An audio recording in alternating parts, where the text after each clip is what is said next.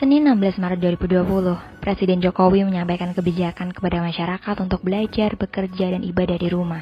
Hal ini dimaksudkan guna meminimalisir penyebaran virus COVID-19.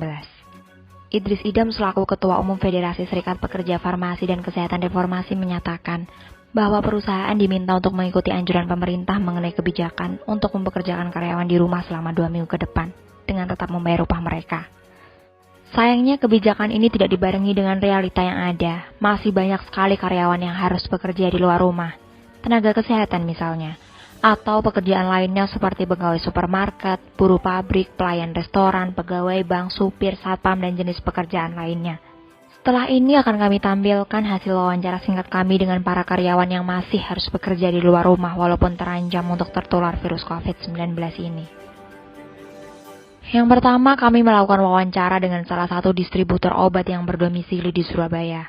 Begini cuplikannya. Saya kan kerjanya di PTX sebagai distributor obat pelumasan di lutut dan obat luka basah pada kulit.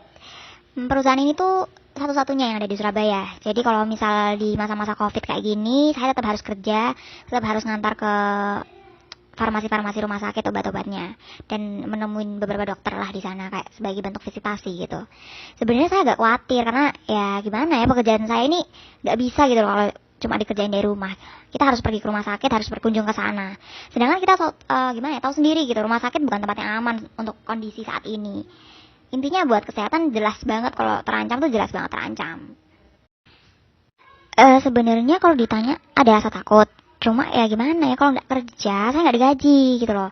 Kurir kan digajinya per jumlah antaran. Kalau antarannya banyak gajinya ya besar. Kalau sepi ya gajinya kecil gitu loh. Cuma jadi mau nggak mau saya tetap harus kerja walaupun kondisinya kayak gini. Kalau nggak kerja ya anak istri mau makan apa gitu. Saya rasa lebih baik saya rawan kayak penyakit ini. Walaupun kata orang-orang ini penyakitnya berbahaya sekali, tapi ya daripada saya nggak berpenghasilan, anak istri saya nggak makan ya gimana gitu.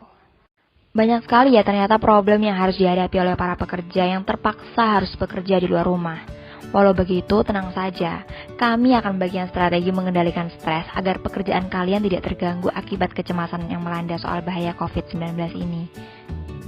Ada 2 strategi yang biasa diterapkan di kalangan psikologi. Cara pertama disebut dengan emotional focus coping. Cara ini berkaitan dengan pengelolaan emosi negatif yang ada pada diri Anda. Bagaimana caranya? Ubahlah pandangan negatif Anda terkait keharusan bekerja di luar rumah menjadi pandangan yang positif. Sulit memang, tapi masih mungkin untuk diusahakan. Bagaimana?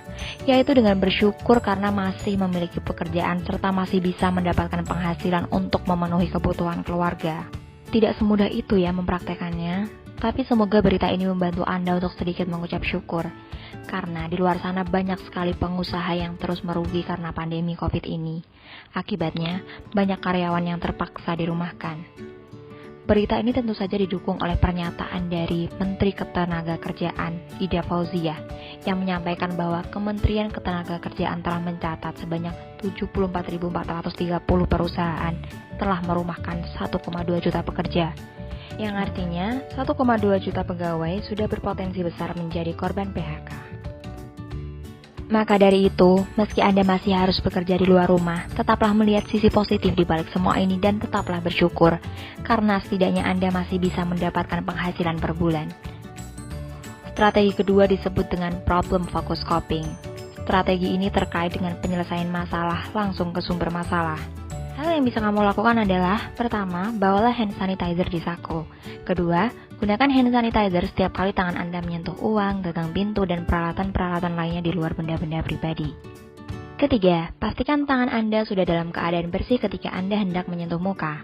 Keempat, bersihkan benda-benda yang sering berinteraksi dengan Anda ketika Anda bekerja di luar rumah, seperti contohnya meja, kursi kerja, laptop, telepon, lemari kerja, dan lainnya. Selanjutnya, gunakan masker ketika Anda keluar dari rumah. Keenam, bersihkan interior dan eksterior kendaraan Anda.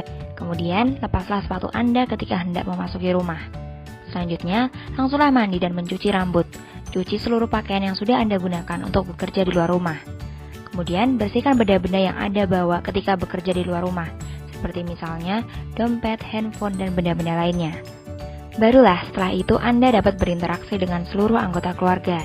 Jagalah daya tahan tubuh seluruh anggota keluarga, yaitu dengan tidur minimal 8 jam sehari, minum vitamin C 2 kali sehari, makan teratur yaitu 3 kali sehari, rajin berolahraga seperti lari pagi maupun workout di rumah.